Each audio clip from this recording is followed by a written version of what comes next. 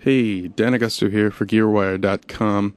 We're here in beautiful Vienna, Austria, and I'm just admiring some of the design on the interior of the Austria Center. Now, this show is a really small show. It's 2 rooms, I believe only 144 booths. There's more vendors than that, or more brands than that, but one of the smallest shows we've been to, if not the smallest. But there are some cool things here.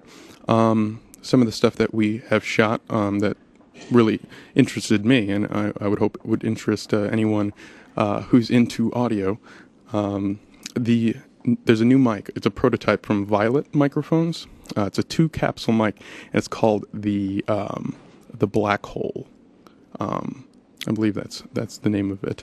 But of course it is a prototype, so that could end up changing. The interesting thing about this Black Hole, one, is the design. There is a cavity in the center of the mic chassis that you can grab, and then also there is a special stand that mounts to it in a specific way, and you need to see the video to really understand that. But make sure to check that out. The other cool thing about the microphone is it's a 2-capsule mic. Now, lots of microphones have 2 diaphragms. It's a classic called the Brunel-Weber design, where it's 2 capsules that share the same back plate. This has 2 actual capsules, so 2 of each. And the way they did this is they made a bunch of single diaphragm capsules and basically found the ones that were matched up the best. So that's how this mic kind of differs from a lot of other dual diaphragm microphones. And also that allows for very even figure 8 setting. That mic's going to be around $2,000 straight. There also is talk of coming up with just a unidirectional one that you can't switch the polar patterns on. That'll be about $1,000, according to I believe it was Eddie who we spoke to. And then another really cool thing, TubeTech had a prototype as well of what they're calling the RM8. And this is a modular rack mount system, much like we saw at Music Mess with I believe it was Summit Audio, where they basically make a special lunchbox style rack mount unit, and that goes into your rack, and then they make the modules for it. So far, from TubeTech, we have just a microphone pre with a stepped attenuated gain, pad, low pass or high pass filter, and there was also a compressor and I believe it was a 3-band EQ.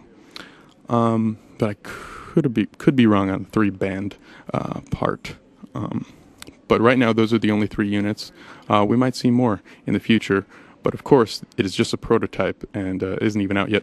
I saw the back of the unit. I won't really talk about that because that could definitely change in the near future. And speaking of TubeTech, we saw a company in the same booth as RME called Tegeler. I hadn't heard of these guys yet, but apparently they were at Mess, and they made the Music Mess in Frankfurt, and they made quite a splash with a lot of people, and aren't even able to keep their units stocked. They're selling so well.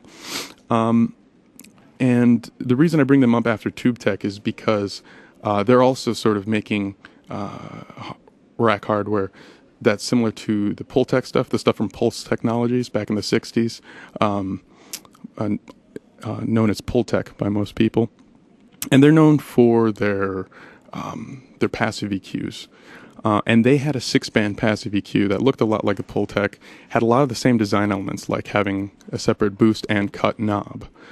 So that's something that's very well known for Pultec that you see in Tegeler.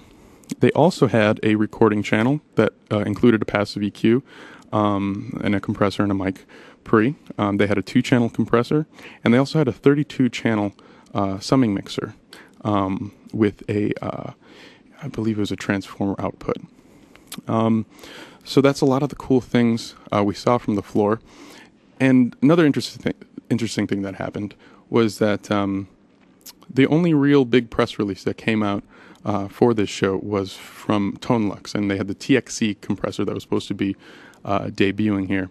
Apparently, there were only 15 models made by the time that the show happened, and all 15 of them sold. So they weren't even able to get a unit to show here at at the AES convention.